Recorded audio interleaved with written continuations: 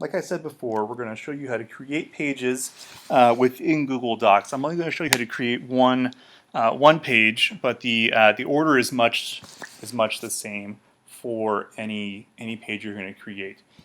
So, like I said before, we need to learn some terminology.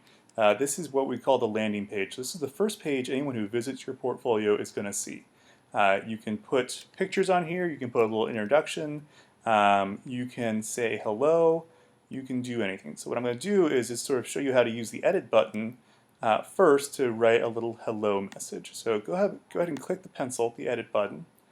You'll notice now that there's a cursor that you can sort of select. This is the title of the page. So if I want to say landing page, I can say that. If I want to say hello, this is my awesome writing portfolio. Welcome. Then I can say that. There's the normal bars up here where you can sort of select your font, select the size of your font. You can make it bold, you can make it italic, you can underline it, change colors, so on and so forth. You can insert hyperlinks. If you're advanced enough, you can mess with the HTML as well. But that's basically how the edit button works. To save your selection, you have to click save. It's not automatic. So there we go. That's my homepage. Notice that the title doesn't change, just what it's called on here changes, okay? So let's create a page.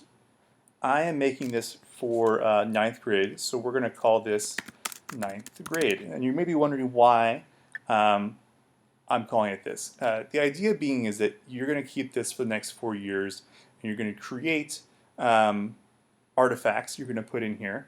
And for each grade level, you're going to have a separate section. So for this one, we're going to call it 9th grade literature. Put it at the top level and click create. So there is the landing page for that. If you want to, and I'm going to do it anyways just to make sure that it is easy enough to do, we're going to create a 10th grade lit, we're going to call it world lit, which is 10th.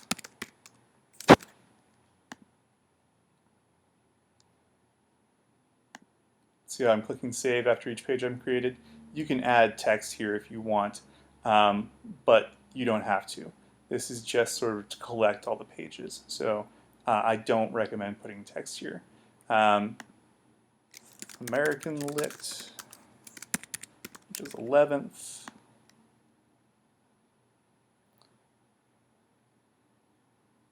And click save.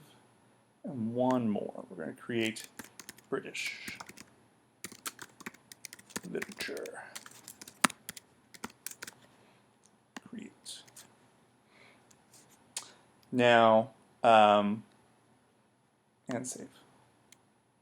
If you take AP Lit and Lang, you'll have different titles for these, obviously, so you'll have to go back in and change those. Again, really easy to do. Click on that, click the edit button, and we'll call it AP Lang. Save. See how that works? So go ahead and click on your 9th grade literature tab again. Click on create. We're going to name a page. So we're going to do our dystopia essay. Now, I want it to be a web page, so that's this template we're going to use. You can change that to announcement, file cabinet, or list. Just leave it on web page. It's the simplest thing to do. Make sure it's spelled correctly and make sure it's something that I've actually asked you to put on there. The important thing you have to do is change the location. Now, if I put the page at the top level, it's going to go under the landing page where everything else was. What I want to do is I want to put it under the 9th grade literature tab. So I'll click on 9th grade literature, click create. And what you see here is that there's a new little arrow added to 9th grade literature, which if I click goes away. So everything sort of is hidden underneath that. It just makes things look neater, makes things look much more presentable, and it makes your life and my life a lot easier if you put it underneath here. So once you've created that, there's a few different ways to add things, you can obviously come down here and click Add Files, which will access your computer's hard drive, and you can add a file from there. So we'll add this.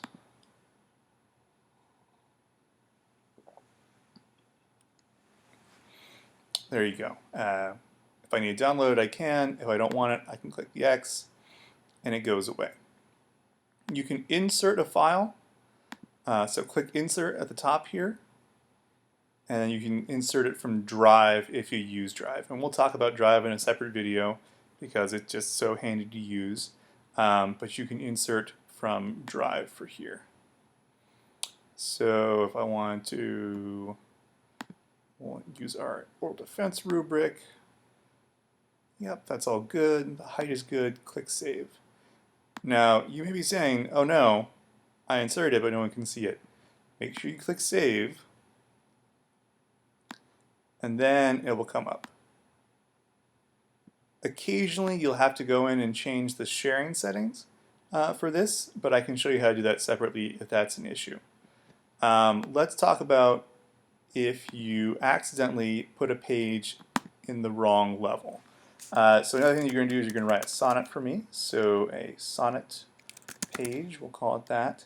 And if I'm moving fast and I just put it at the top level, then it's going to be over here. And I don't want it over here. I can't move it from here without doing that. So what you're going to do is add your files like you would normally, click Save, and then get into the gears here. So you'll see that you can see where it's been provided, page settings, print page, copy page, move page, delete page. I can delete it and put it in again. However, the easiest thing to do is edit site layout. Oh, I'm sorry, that's wrong. Manage site. In manage site, it's going to take me to a site that looks like this. So essentially, it will help you sort of figure out, you can look at analytics, statistics, webmaster tools, things we're not necessarily going to worry about, but that might come in handy in someday. What we're really going to worry about is pages here. What this is called is the tree structure of pages. And it's really easy. You're going to drag and drop, and it'll say moving. And then when it's moved, it will show underneath the 9th grade lit page. So I can close that. I can click this to return to my writing portfolio, and there it is underneath it. Easy to do. So that has been how to add a page and how to move a page within the page and how to add things. Again, if you have questions, come see me or come see your teacher. I'd be more than happy to help you.